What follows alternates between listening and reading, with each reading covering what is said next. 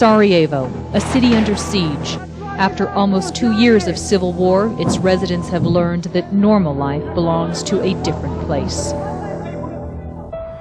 For many of Sarajevo's Jewish community, that place is Israel, where children, wives, and grandparents have found shelter during the last 2 years. My children have left Sarajevo more than 22 months ago. They have been in Israel for a year and a half. I have not seen them since then. Her 2 sons, Harris and Dennis, Frederick Schutritz, and another 33 refugee children from Sarajevo were brought to Israel by the Jewish Agency and have been at the Havat Hanor Youth Aliyah village in Jerusalem for the last 2 years. They're waiting to be reunited with their families. February 1994. The 11th rescue operation organized by JDC, the American Jewish Joint Distribution Committee, is on its way. 296 citizens of Sarajevo, Jews, Christians, and Muslims, will cross fragile ceasefire lines to safety. At the departure point, a crowd gathers. The lucky ones board the buses, leaving behind friends and family who can barely tear themselves away, straining for a last glimpse or touch, not knowing when they will see each other again.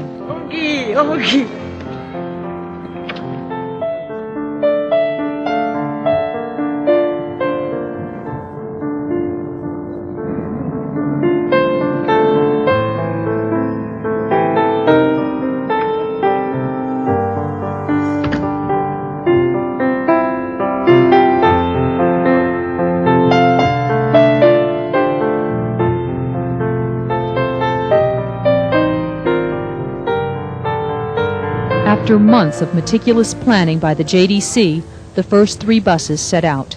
Then, less than 200 meters away, a mortar bomb explodes in a busy Sarajevo market, killing 68 and wounding 200. Tense and anxious, the convoy continues.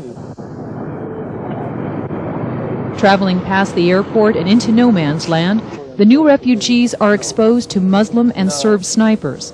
But each side honors its commitment to give the convoy free passage, and not a single shot is fired. 7 hours and 38 checkpoints later, the convoy arrives in Makaskar, a small town in Croatia. Ambassador Milton Wolf, president of the JDC, and Tuvia Raviv, Jewish Agency representative in Budapest, were on site to meet the convoy on the Croatian side. To change history or the results of history is an evolutionary process, and it takes a long time. The sounds of war fade away as a safe road unfolds before them. For some, this is a road to an uncertain future. For others, it leads to the end of a long and painful separation.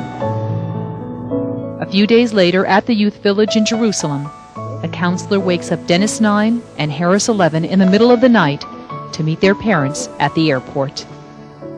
Stella Winovich arrived in Israel a year and a half ago. Her parents were not on the convoy. I want the war to end and that my parents will come. The moment Frederick has been waiting for has arrived. In the first moment it's going to be a shock. And then nothing to say, just tears and like that. The flight from Budapest arrives at Ben Gurion Airport carrying 38 of the evacuees. The oldest refugee is Zagniba Hardika Susik, a devout Muslim whose destination is Israel. She and her family have been invited to live in Israel in recognition of the Jewish lives she helped save during World War II.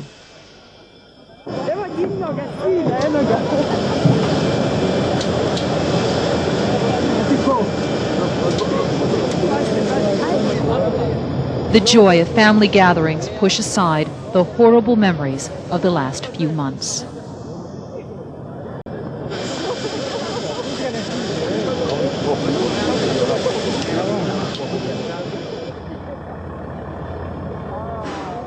It has been terrible.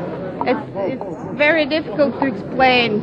Shells and lack of food and water and it's nothing compared to being without your children. And that was the most difficult part of our separation. Early in the morning, at an absorption center near Jerusalem, Rachel Tzitzik father Yitzchak and her sister Hannah are waiting.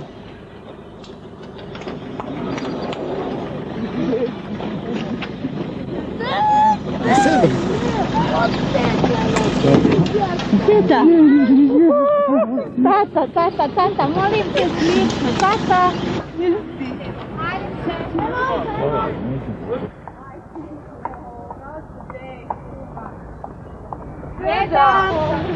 I don't want them to cry. It's such a happy occasion. I want everybody to be as happy as we are, because I never thought it would happen. I didn't believe we would survive and get together again.